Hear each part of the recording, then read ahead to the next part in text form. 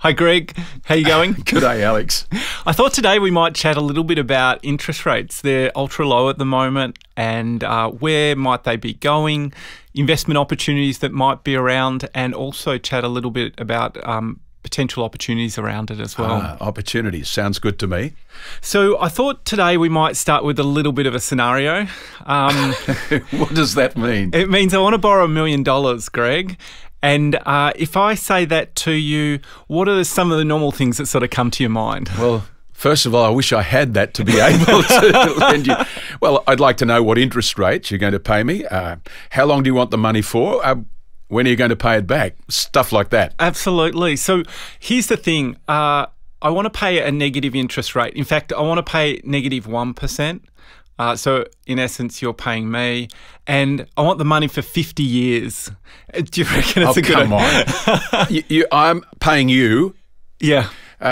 Doesn't sound like a very good deal. Not at all, to Greg. put it mildly. Absolutely. Well, who would want to do that? Absolutely. And this is, let's pull up this chart, Greg. This is what's actually going on in the international marketplaces at the moment. So this chart, I'll just sort of break it down for you a little bit. Essentially, you can see a few of these countries here. So Germany at the moment, negative 0.71%. We can see France, negative 0.4%. Essentially what it's saying is you're giving the money to the government for 10 years, and they're going to charge you for the privilege, which just sounds crazy, and people are actually doing that. There's a 50-year Swiss bond that's basically a negative interest rate. So they're giving money to the Swiss government for 50 years and never going to make a cracker. Pretty crazy, isn't it? Well, it doesn't make sense to me. So, in fact, it doesn't make any sense. Where's Australia compared to all of this? Absolutely. Let's grab up Australia. So at the moment with the Australian 10-year government bond, we can see it's still positive. It's positive 0.92%.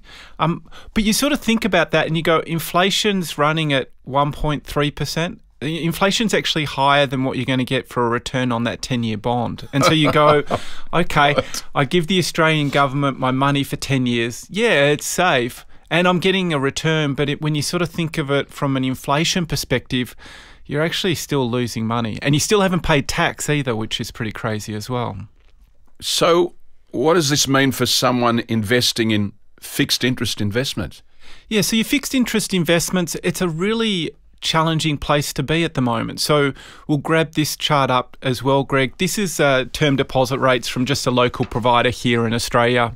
We can see the 6-month term deposit rates at 1.8%, and a 1-year rate is pretty much exactly the same.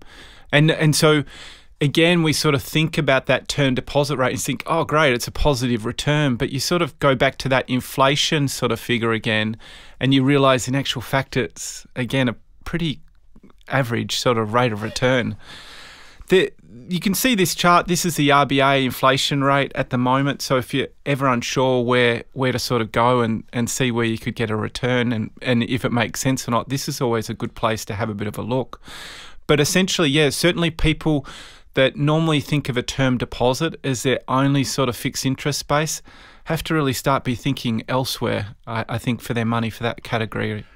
I find this quite amazing. Does this mean on the flip side that those people who have loans are actually doing better? Yeah, it certainly makes it really good for borrowers. And so there's a huge amount of discussion at the moment that's going on around this question mark of is it unfairly targeting a group of the population base? So I'll give you a scenario. So the home loan people, when they drop interest rates, it's really great for that body of people. They pay less on interest rates, and the theory behind it is it hopefully stimulates the economy and gets things going. On the flip side, you've got the retiree sitting there and going, how am I going to get a rate of return on my money? It's not high enough for me to cover my day-to-day living costs. And so some of the politicians, particularly at the moment, are sort of questioning, is this equal? Is it fair? Is it the right way to go about it? Or should we be looking at other ways from a monetary policy perspective to do? But at the moment, the borrowers are certainly getting a good deal. It makes no sense to me. How can people go forward with this when they're investing? Yeah, definitely. I think from a government perspective, what we're sort of starting to see as well is some change in landscape. So we saw, I'll give you an example, we saw more recently APRA, for example, when a few years back when the property market was just completely out of control, we saw APRA change the calculations that they did on servicing. And so essentially they said, anyone that's turning up for a loan right now, basically we're going to make the banks apply a harder borrowing rate and make it a little bit more challenging. And by doing that, it essentially, I guess to some degree, was able to slow the property market down. Now, the people that got the loan certainly were able to still get a really good deal on the interest rates, but it just meant as well, it didn't sort of hurt the people that did have loans by not having to put them up. And so historically, the RBA would have put up the cash rate, and basically that meant everyone would have paid a lot more. The investors would have found that to be a pretty good deal. And so what we're sort of, I guess, finding is governments are starting to think, is there a better way, rather than use monetary policy as the first option, is there a better way of doing that? It's certainly leading people to do some really weird stuff, though, as you can sort of see, your natural reaction if you sort of hand the money to a bank or a government and say, hey, look, what do you mean you're going to charge me interest? Yes. Like, that conversation's a really odd one to have. Well, I know recently you've been quite vocal about QE and the monetary policy, and you put out a blog post on this and the unfairness of the policy. Can you talk about that? Yeah, there's a lot of academic sort of discussion that's going on around monetary policy and just really taking a scientific approach. And so there's one school of thought that they're doing a wonderful job, and with exact precision, they're able to manage the economy. The other one is saying, look, it really has no impact whatsoever, and we're just cycling through a recover, boom, bust cycle repeatedly. And so when the scientific sort of aspects of is the impact of what they're doing having, I guess, a meaningful sort of constructive way with society, there's some question marks.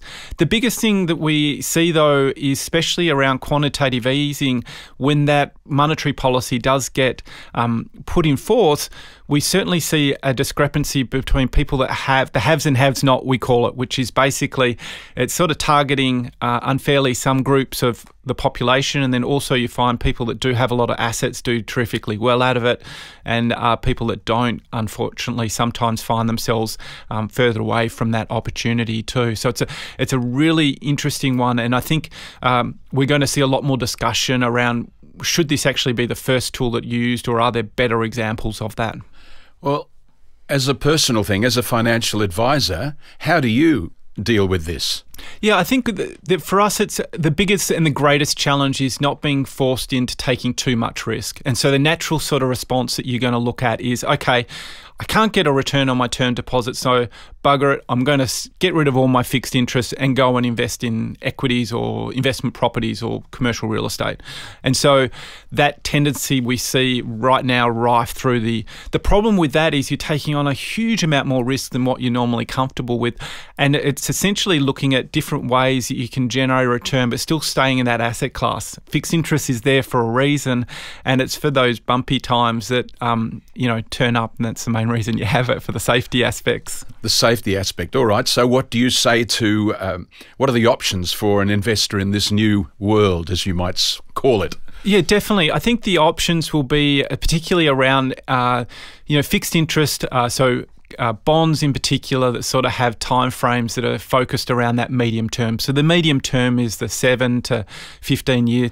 The investment grade is still quite attractive, and we still see reasonable rates of return coming from that segment of the market. I think it's you certainly don't want to be racing into, we had one across our desk, things like high risk debentures or junk bonds or subprime debt. Those sort of nasties, stay well clear. Anything that has a yield, and that's the big thing. Anything that has a high yield, there's a good reason why it's there. So we don't have negative charges in this country at the moment, do we? No, we're not there yet, Greg. And there's a lot of discussion around whether the RBA has been quite vocal. They say that they won't go below 0.5%, but it would be interesting to see whether they toe that line. If the US is negative and everyone else is negative and we're sitting at a plus number, our currency would be fairly heavily influenced. So I guess we'll just watch and see how this plays out. As I said, as the market at the moment's pricing in 2 more cuts, so those poor term deposit providers are going to have to do something. Well, you've given a lot of food for thought today, yeah, albeit a bit frightening, I've got to say. Thanks for joining us. Thanks, Greg. And I'd like to leave you with an interesting quote today. This is from Edward Prescott, who won the Nobel Prize for Economics in 2004. And he said, and I quote, "It is an established scientific fact that monetary policy has had virtually no effect on output and employment in the US since the formation of the Fed." Go figure. Bye-bye.